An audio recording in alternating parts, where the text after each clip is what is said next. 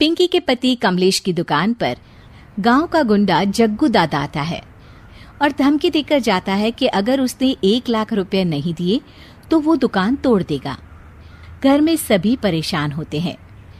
अरे सत्यानाश हो उस जग्गू का, अच्छा खासा लड़का था, पता नहीं क्यों गुंडागर्दी करने लगा, किसी की भी जमीन हड़प लेता है और अब हमारी दुकान के पीछे पड़ा है नास पीटा। मेरे तो कुछ भी समझ में नहीं आ रहा कि मैं क्या करूं। अरे बेटा, मैं तो कह रही हूं कि 1 लाख रुपए दे दो और छुट्टी पाओ इस जग्गू दादा से। नहीं माँ, मेहनत की कमाई है, ऐसे कैसे दे दूं? मैं तो 1 रुपया भी नहीं देने वाला उसे। अरे पैसा तो दोबारा भी कमा लेंगे, पर जान है तो जहान है। नहीं पिताजी, मैं नहीं दूंगा पैसे, मैंने फैसला कर लिया है।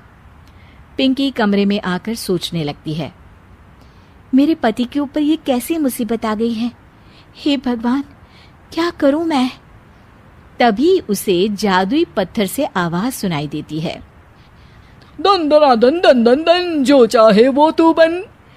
अरे हाँ, मैं भी कितनी भुलक्कड़ हूँ, मेरे पास तो जादुई पत्थर है, पर मैं क्या करूं? जग्गू दादा तो बहुत बड़ा गुंडा है, उसका सामना मैं कैसे कर पाऊंगी? पर मुझे ये करना ही होगा। पिंकी प्लान बनाती है और उसे एक आइडिया आता है और वो आइडिया वो सबको बताती है। सुनिए, मेरे पास एक प्लान है, आप जग्गू दादा को पैसे देकर उन्हें घर पर खाने पर बुलाइए। सब ये सुनकर दंग रह जाते हैं। लो और सुनो, अरे वो तुम्हारे दूर के चाचा नहीं है जिसको खाने पर बुलाया जाए, जग्गू दादा है, इस गांव में सबसे अमीर और 1 नंबर का गुंडा। ओफो सासू माँ, मैं जो कह रही हूँ वो करके तो देखिए। मैं आपको यकीन दिलाती हूँ कि कल के बाद जग्गू दादा हमें कभी परेशान नहीं करेगा। पिंकी के कहने पर कमलेश जग्गू दादा को रुपए देता है और उसे अपने घर खाने पर बुलाता है। अरे भाई, मानना पड़ेगा कमलेश, काफी तरक्की कर लिया है तुमने। 1 लाख रुपए तो बड़ा ही कम डोनेशन था। जग्गू दादा सोफे पर बैठता है और सबसे मिलने लगता है। अरे भाई, लता मौसी ठीक तो हो ना? सुना है घुटने में बहुत दर्द रहता है। हाँ बेटा, पर तुझे कैसे पता चला? अरे जग्गू दादा सारे गांव की खोज खबर रखता है, और वैसे भी मेरी माँ और आप तो बचपन की सहेलियां थी ना, तो आप तो हमारी मौसी हुई। मौसी कहकर 1 लाख रुपए का चूना लगा रहा है कमबख्त।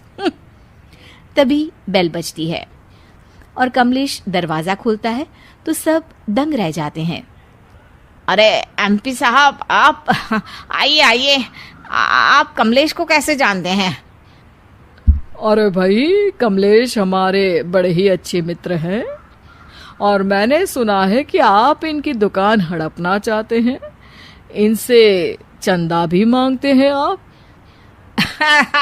अरे एमपी जी, वो तो बस थोड़ा धंधे में मंदी चल रही थी तो गांव वालों से थोड़ी मदद मांग ली।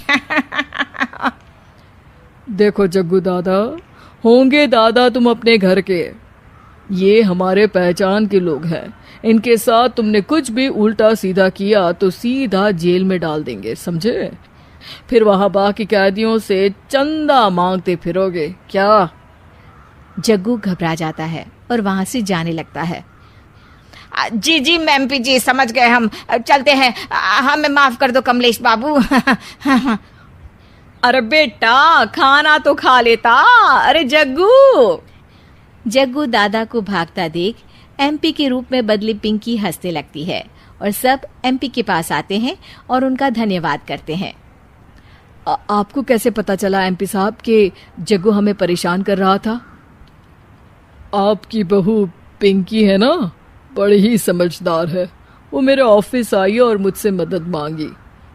क्या पिंकी ने यह सब किया? पिंकी अपने रूप में वापस आ रही होती है। अच्छा, मैं चलता हूँ, मेरा मतलब है। अरे ऐसे कैसे, आप बिना खाना खाए नहीं जा सकते, आइए आइए। नहीं नहीं, फिर कभी, मुझे जाने दीजिए। पिंकी भागती है। अरे इन्हें किस बात की जल्दी थी? लगता है कोई इम्पोर्टेंट मीटिंग होगी माँ। हाँ भाई, बड़े लोग हैं, दिन में कुछ ना कुछ चलता ही रहता है। लेकिन भगवान का शुक्र है कि आज बहू की वजह से सब सही हो गया। पर बहू है कहाँ? पिंकी घर से दूर भागते भागते अपने रूप में वापस आ जाती है। उफ, बाल बाल बच गई आज तो।